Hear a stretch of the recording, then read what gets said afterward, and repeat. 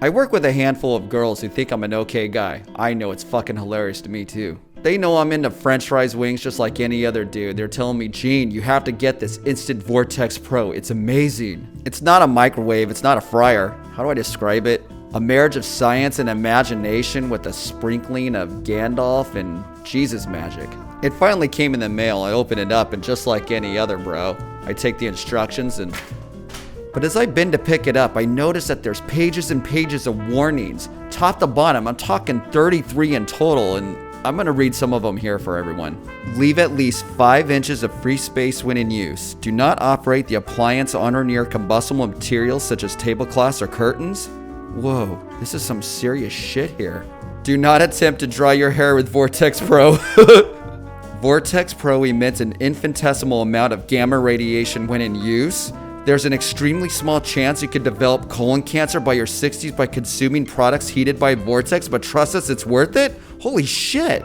Do not engage in extended conversation with Vortex Pro. It still has a gambling habit and will likely attempt to con you out of money. I already paid $150 for this thing. Ignore the bigotry, misogyny, and racial slurs that emit from Vortex. It's been that way forever, will never change, and really doesn't mean anything by it. How many excuses are we giving this thing? I'm definitely returning this. Keep children away when Vortex Pro is in use. It doesn't like kids. It will use its bright, colorful lights, fun sounds, and friendly disposition to lure them to a false sense of shrimp stun.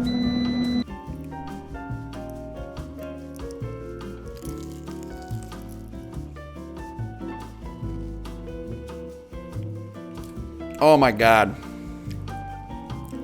How is this even possible? It's so much better than oven.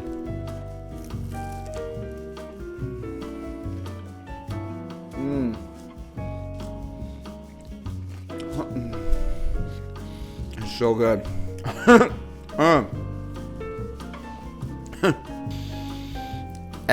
You can stay. Welcome back to Watch Party. I'm your host, Gene. This is the best episode of WandaVision yet, and we have lots to discuss, so you know what to do. Hit pause, watch episode 7, come back. We start our review and analysis in 3, 2, 1. Friends, I'm the 2-minute delay man. You know, the one that's always last to get what's painfully obvious. Did anyone else notice the aspect ratios change between the Hex and the real world? Hex, full screen. Real world, wider screen. Let's begin with a shout out to WandaVision and its masterful storytelling. Not only is it a compelling mystery, but an homage to all the great sitcoms and its subgenres throughout television history. Even if you guessed Agnes was a bad guy pulling the strings, the way it unfolded was superb. Bravo, bravo! Wanda's unable to hold it together anymore. Let's chalk it up to crisis of conscience coupled with stretching her powers too far. Denial's not just a river in Egypt. Refusal to face your own truth results in life falling apart all around you. That commercial was amazing again. This show has to win awards.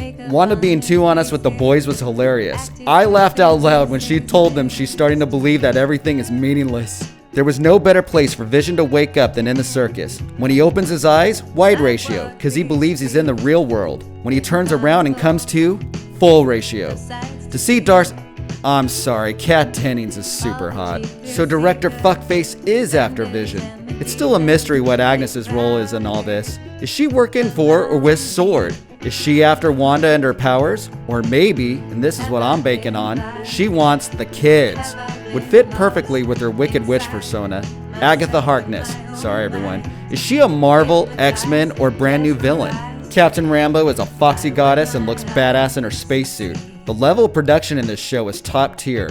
What was happening when Monica crossed through the plane into the Hex? Was she experiencing her past, or every possibility of herself in every reality? Either way, this sequence was rad. And Rambo has superpowers now.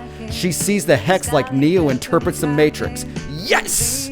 Disney, thank you. Just one more request. Use your magic one more time to make Brie Larson disappear. Darcy explaining to Vision his tragic death was a hilarious way to trudge through traumatic experiences. Maybe it's better to forget and leave the past in the past to move forward. Fuck therapy. That eerie feeling you get as a parent where it's not obvious, but you know deep inside something is wrong. When Wanda enters the wooded doorway in the basement, aspect ratio changes to wide. Agatha's basement is not influenced by the hex. I wonder if she'll be immune to Wanda's powers as well. Wanda has red eyes, Monica blue eyes, Agatha purple eyes. Does this have to do with Infinity Stones? Agatha, you fooled me last episode, clever girl.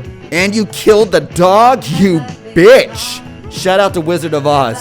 What a way to make everyone hate her. She's still kinda hot though. You caught the after credits scene, right? Since Rambo can see the truth, will she be able to tell who the Peter imposter actually is? Yes. Just one more thing. Columbo, everybody. Agatha is the one behind the camera the entire time, which means it was her disguising herself when Wanda, Vision, and Darcy are speaking to the camera person this episode. Which means the entire town is under Agatha's influence, not Wanda's. Which means Wanda wouldn't be doing any of this if she also wasn't under Agatha's spell. Which means Agatha is responsible for the feed and television show the outside world can watch. Which means Agatha was the one resetting every episode, decade, and genre. Resetting everyone's mind, including Vision's. This show is amazing. What did you guys feel about this episode? I will catch you on episode 8, and as always, thank you for watching Sunday Night Watch Party.